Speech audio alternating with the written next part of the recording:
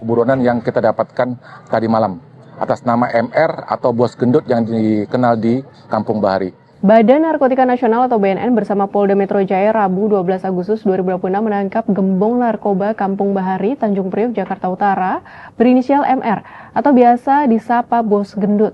Sehari kemudian, Kamis 13 Agustus 2026, BNN mengerahkan 350 personel untuk menggerebek Kampung Bahari. Namun operasi tersebut sempat mendapat perlawanan dari massa yang diduga merupakan pendukung gembong narkoba tersebut.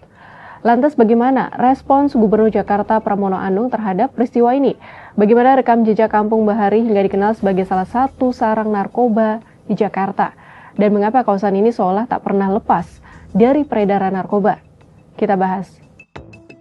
Yang dilakukan oleh aparat penegak hukum, terutama BNN, tentunya kami memberikan support sepenuhnya. Dan ini menjadi pembelajaran bagi siapapun untuk tidak terjebak ataupun terlibat. Direktur Penindakan dan Pengejaran Badan Narkotika Nasional Brigjen Polisi Roy Hardi Siahaan mengatakan Bos Gendut atau MR ditangkap karena diduga terkait kepemilikan 98 kg sabu. MR telah menjadi buron sejak 7 November 2025. Selain narkoba, BNN juga menyita senjata api, samurai, serta beberapa jenis narkoba seperti ganja dan tembakau gorila. BNN juga menyita uang tunai 1,27 miliar rupiah serta aset berupa mobil, sepeda motor, dan emas batangan dengan total nilai 39,95 miliar rupiah. Penangkapan Bos Gendut kembali menghadirkan sorotan ke Kampung Bahari yang sejak lama dikenal sebagai lumbung narkoba. Penggerebekan dan penangkapan pelaku peredaran narkoba telah berulang kali dilakukan di kawasan tersebut. Berdasarkan arsip Kompas, informasi mengenai kejahatan narkoba di Kampung Bahari pertama kali muncul pada 8 November 2013.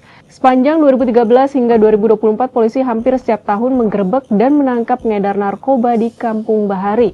Hanya pada 2017, 2018, dan 2020 tidak tercatat adanya penggerebekan maupun penangkapan.